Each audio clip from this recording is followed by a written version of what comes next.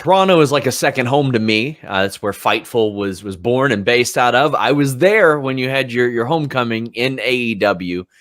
Such a cool moment to see. You had been off TV for quite a while.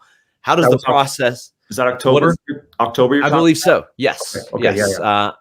You'd been off for quite a while, but how does the process of that even, like, how far out do you find out? Yeah, we want you for the Toronto show as a surprise.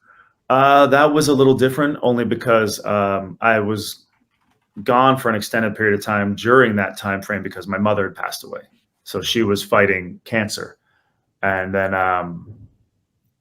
we thought we had more time, but then a stroke kind of sped things up unexpectedly.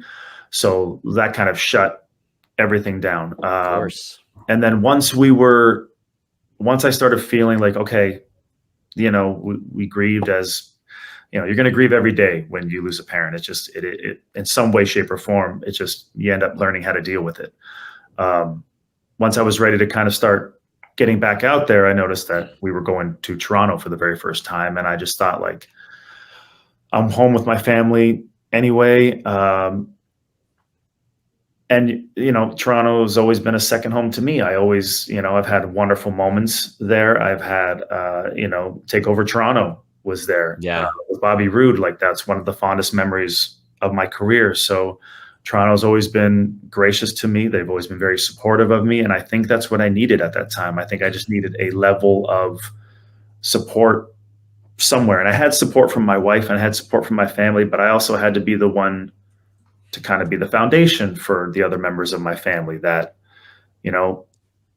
we're not going to crack, we're going to be okay. And they're kind of looking at me to go, are you sure we're going to be okay? And yeah, we're going to be okay. But I'm trying to hold it together as well. Right. So I think Toronto was the perfect spot, and I had thrown it out there and they said, yeah, this is the place to do it.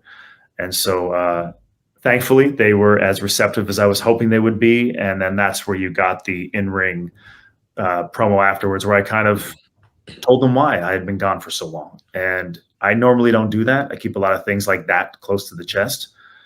But for some reason, I don't know why, and maybe it was my mama talking, maybe I just felt like I needed to talk with all of them.